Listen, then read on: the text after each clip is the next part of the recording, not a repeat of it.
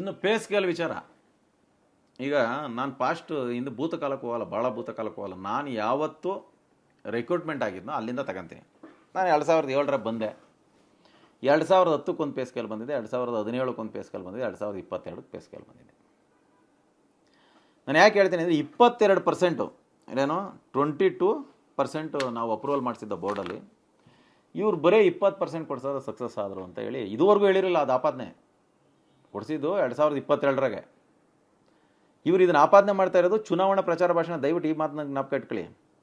ಅವತ್ತೇನೆ 20% ಬಂತಲ್ಲ, ಆ 20% ಬಂದಾಗಲೇ ಹೇಳ್ಬೇಕಾಯ್ತು ನಾವು 22% ಕೊಡಿಸಿದ್ವಿ, ನೀವೇ ಯಾಕೆ 20% ಕೊಡಿಸೋ ಸಕ್ಸಸ್ ಅಂದರೆ ಅವತ್ತು ಹೇಳ್ಬೇಕಾಯ್ತು.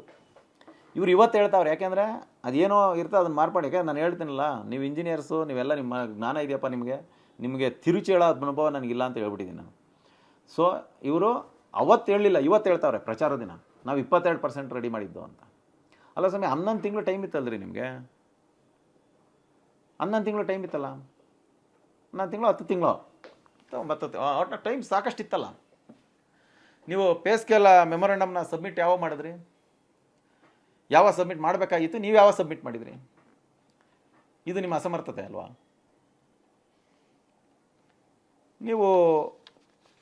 ನಾನು ನಿಮ್ಮಲ್ಲಿ ನಿರ್ಧಾರ ನಿಮಗೆ ಬಿಡ್ತೀನಿ, ನಾನು ಇದನ್ನು ಹೇಳೋಕೆ ಹೋಗಲ್ಲ, ನಾನು ಜಸ್ಟ್ ಇವೆಂಟ್ಸ್ ಹೇಳ್ತೀನಿ ಅಷ್ಟೇ. 2010ರಲ್ಲಿ ಬೋರ್ಡ್ ರೆಸೊಲ್ಯೂಷನ್ ತಗೊಳ್ಳಿ. ಬೋರ್ಡ್ ರೆಸೊಲ್ಯೂಷನ್ನು ಪ್ರಪೋಸಲ್ ಲೆಟ್ರಿಗೂ ಲಾಟ್ ಆಫ್ ಡಿಫ್ರೆನ್ಸ್ ಇದೆ. ಬೋರ್ಡ್ ರೆಸೊಲ್ಯೂಷನ್ ತಗೊಳ್ಳಿ. ಬೋರ್ಡ್ ರೆಸೊಲ್ಯೂಷನ್ ಅಂದರೆ ಎಂಟೈರ್ ಮಂಡಳಿ, ಬ್ಯೂರೋಕ್ರಾಟ್ಸು ಯಾರೇ ಇರ್ತಾರೆ, DTC ಎಲ್ಲ ಇರ್ತಾರೆ, ಚೇರು ನಮ್ಮ ಮಿನಿಸ್ಟರ್ ಇರ್ತಾರೆ, ಅವರೇ ಚೇರ್ ಇರ್ತಾರೆ. ಅಲ್ಲಿ ಸರ್ವಾನುಮತದಿಂದ ಡಿಸೈಡ್ ಆಗುತ್ತೆ ಇಷ್ಟೇ ಪರ್ಸೆಂಟ್ ಅಂತ, 25% ಅಂತ ಎಲ್ಲ ಒಪ್ತಾರೆ, ಚೇರ್ ಒಪ್ಪುತ್ತೆ. ಬೋರ್ಡ್ ರೆಸೊಲ್ಯೂಷನ್ ಸೈನ್ ಮಾಡೋದು ಯಾರು? MD ಅಲ್ಲ, ಮಿನಿಸ್ಟರ್ ಸೈನ್ ಮಾಡ್ತಾರೆ ಬೋರ್ಡ್ ರೆಸೊಲ್ಯೂಷನ್. ಆಮೇಲೆ 2017ಕ್ಕೆ ಬಂದರೆ 2017ರಲ್ಲಿ 26% MD ಎಲ್ಲ ಮರ್ಜ್ ಮಾಡಿ 44.57% ಆಗುತ್ತೆ. 26% ಪ್ಲಸ್ ಅವಧಿ ಇತ್ತಲ್ಲ, ಅದು 7 ವರ್ಷದಿಂದ 5 ವರ್ಷಕ್ಕೆ ಇಳಿಸಿದ್ದು. 2 ನಿರ್ಧಾರ ಅಲ್ಲೇ ಬೋರ್ಡ್ ರೆಸೊಲ್ಯೂಷನ್ ಬರುತ್ತೆ, ಎಲ್ಲ ಮಂಡಳಿ ಪೂರ್ತಿ ಎಲ್ಲ ಸದಸ್ಯರು ಸರ್ವಾನುಮತದಿಂದ ಒಪ್ಕೊಳ್ತಾರೆ, ಅದನ್ನು ಚೇರ್ ಒಪ್ಕೊಳ್ತಾರೆ. ಬೋರ್ಡ್ ರೆಸೊಲ್ಯೂಷನ್ ಬರ್ತದೆ, ಬೋರ್ಡ್ ರೆಸೊಲ್ಯೂಷನ್ ಮಾನ್ಯ ಸಚಿವರು ಸೈನ್ ಮಾಡ್ತಾರೆ, ನಮ್ಮ DK ಶಿವಕುಮಾರ್ ಸಾಹೇಬ್ ಮಾನ್ಯ ಸಚಿವರು ಸಹಿ ಮಾಡ್ತಾರೆ. ಅದು ಯಥಾವತ್ತಾಗಿ ಪ್ರಪೋಸಲ್ KPTCಲಿಂದ ಹೋಗುತ್ತೆ, FDಗೆ ಹೋಗುತ್ತೆ, ಯಥಾವತ್ತಾಗಿ ಅಪ್ರೂವಲ್ ಬರುತ್ತೆ. 2010ಗೂ ಹಂಗೆ ಹೋಗುತ್ತೆ, ಯಥಾವತ್ತಾಗಿ ಅಪ್ರೂವಲ್ ಆಗಿ ಬರುತ್ತೆ. ಅದೇ 2022ರಲ್ಲೂ ಅದೇ ಬೋರ್ಡ್ ರೆಸೊಲ್ಯೂಷನ್ ತಗೊಳ್ಳಿ, ಅದಕ್ಕೂ ಮಿನಿಸ್ಟರ್ ಸೈನ್ ಮಾಡಿದ್ದಾರೆ ನಮ್ಮ ಸುನಿಲ್ ಕುಮಾರ್ ಸಾಹೇಬರು.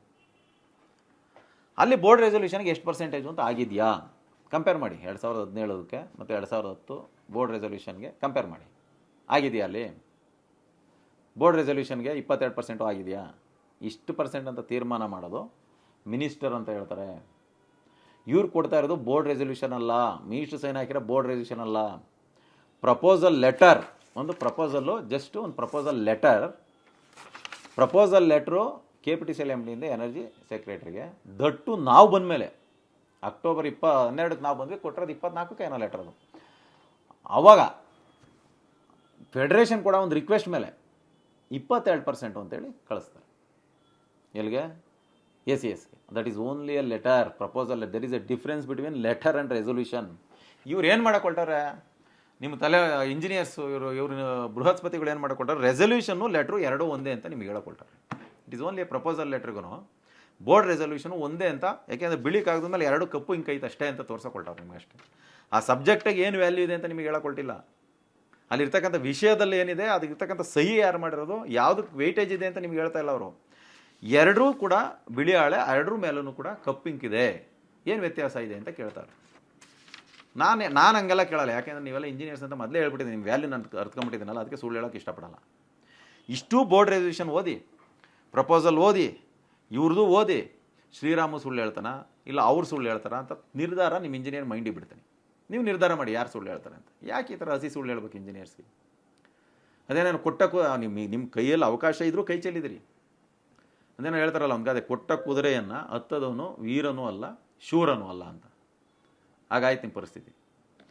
ತದನಂತರ ನೀವು ಏನು ಈ ಥರ ಸರಿಯಾಗಿ ಬೋರ್ಡಲ್ಲಿ ಇಷ್ಟೇ ಆಗಬೇಕು ಅಂತ ತೀರ್ಮಾನ ಆಗಲಿಲ್ವಾ, ಆವಾಗ ಪ್ರಪೋಸಲ್ ಹೋಯಿತು. FDನಲ್ಲಿ 12ರಿಂದ 15%, ಅವಧಿ 5ರಿಂದ 6, ಹಿಂಗೆ ಏನೇನೋ ಹಾಕಿ ಅಪ್ರೂವಲ್ ಆಗಿ ಬಂತು. ಆವಾಗ ನನಗೊಬ್ರು ಇಂಜಿನಿಯರ್ ಸಿಕ್ಕಿದ್ರು ಅಲ್ಲಿ 15% ತಾಂಬಿಟ್ರೆ ಒಳ್ಳೇದಿಲ್ಲ ಅಂದ್ರೆ ಅದನ್ನು ಕೊಡಲ್ಲ ಕಷ್ಟ ಅಂತ ಹೇಳಿದ್ರು ಅಲ್ಲಿ ನಮ್ಮ ಸೀನಿಯರು, ಹೆಸರು ಹೇಳೋಕೆ ಹೋಗಲ್ಲ ನಾನು. ಸೊ ನಾವು ಅದನ್ನು ಅವಾಗ ಆ ಸಂದರ್ಭದಲ್ಲಿ ನಮ್ಮ ಫೆಡರೇಷನ್ ಅಧ್ಯಕ್ಷರಿದ್ದವರು, ನಮ್ಮ ಅಧ್ಯಕ್ಷರು ಎಲ್ಲ ಏನೇನು ವಿದ್ಯಮಾನಗಳು ನಡೀತು, ಸ್ಟ್ರೈಕ್ ಮಾಡಬೇಕು ಅಂದಿದ್ದು, ಮಾಡಬಾರ್ದು ಅಂದಿದ್ದು ತೊಗೊಂಡಿದ್ದು. ತದನಂತರ ನಾವು ಅದನ್ನು 15% ಮಾಡಬೇಕಾದ್ರೆ ನಾವು ಆ ಫೈಲ್ ಹಿಡ್ಕೊಂಡು ನಮ್ಮ ಅಧ್ಯಕ್ಷರ ಜೊತೆಯಲ್ಲಿ ಅಡ್ಡಾಡ್ಕೊಂಡು PA ಕೆಲಸ ಮಾಡಿದ್ದೀವಿ.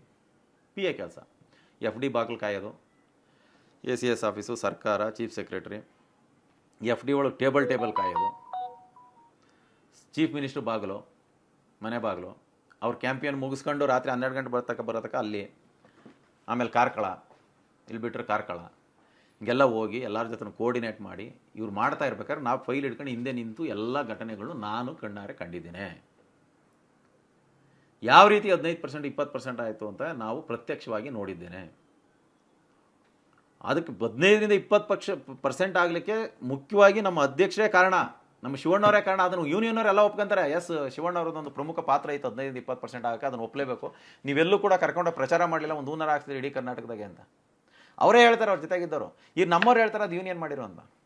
ಇದೇನು ಮಾಡೋಕ್ಕಲ್ಲ, ಇದೊಂದು ಅದೆಂಥದ್ದು ಹೇಳ್ತಾರಲ್ಲ ಗಾದೆ ಹಂಗೆ. ಅದಕ್ಕೆ ಏನು ಈ ಪೇ ಸ್ಕೇಲ್ 2027 ಬರ್ತಾ ಇದೆಯಲ್ಲ, ಈ 15-20% ಆಗಾಗ ಏನಾದ್ರು ಹೋರಾಟ ಮಾಡಿರೋ ಹಿಂದೆ ಫೈಲ್ ಹಿಡ್ಕೊಂಡು ನಾವು PA ಕೆಲಸ ಮಾಡಿರೋ ಅನುಭವ ನನಗಿದೆ. ಮತ್ತು ಪ್ರಯತ್ನ ಮಾಡಿದವ್ರು ಸಪೋರ್ಟ್ ಇದೆ. ಪ್ರಯತ್ನ ಮಾಡಿದವರು, ಆ ಕೊಡಿಸಿದಂಥವ್ರು, ಇಂಪ್ಲಿಮೆಂಟ್ ಮಾಡಿದವ್ರದ್ದು ಸಪೋರ್ಟು, ಅನುಭವ ನಮ್ಮ ಜೊತೆಗಿದೆ. ಮತ್ತು 2017 ಏನು ತೊಗೊಂಡ್ರಲ್ಲ, ಎಷ್ಟು ಪೇ ಸ್ಕೇಲ್ ತೊಗೊಂಡ್ರಲ್ಲ ನೀವು, 26% ಅಂದರೆ MDA ಮರ್ಜ್ ಮಾಡಿ 44.75% ಆಗುತ್ತಲ್ಲ, ಒಂದು 44.7%, 75%.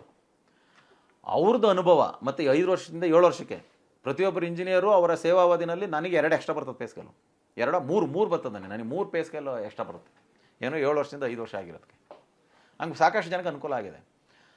ಆವಾಗಿದ್ದಂಥ ಅಧ್ಯಕ್ಷರು ಕೂಡ ನನ್ನ ಜೊತೆ ಇದ್ದಾರೆ. ಅವ್ರು ಕೊಟ್ಟಿದ್ದು ಅನುಭವ ನನ್ನ ಜೊತೆಯಲ್ಲೇ ಇದೆ. ಅವರು ಕೂಡ ನನ್ನ ಬೆಂತಟ್ಟಿದ್ದಾರೆ.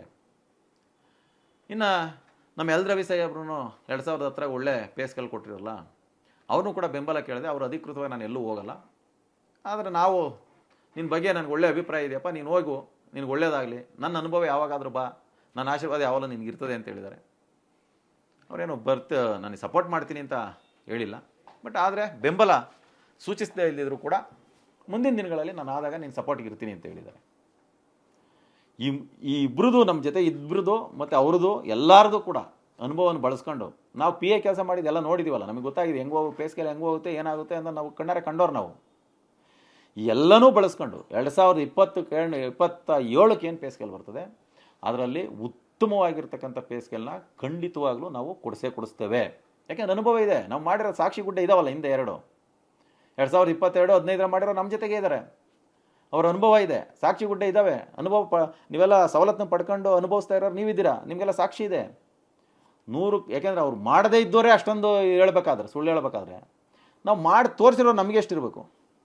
ಅದಕ್ಕೋಸ್ಕರ ಒಳ್ಳೆ ಪೇ ಸ್ಕೇಲ್ ಏನಾದರೂ ನಿಮಗೆ ಬರಬೇಕು ಅಂದರೆ, ಇವತ್ತು ಏನು ನನಗೆ ಬೆಂಬಲ ಕೊಡ್ತಾ ಇದ್ದಾರಲ್ಲ, ಅವ್ರು ಬೆಂಬಲಿಸಿರ್ತಕ್ಕಂಥ ವ್ಯಕ್ತಿ ನಾನು ವಿನ್ ಆದರೆ ಅನ್ನೋದು 100% ನೀವು ಅರ್ಥೈಸ್ಕೋಬೇಕು.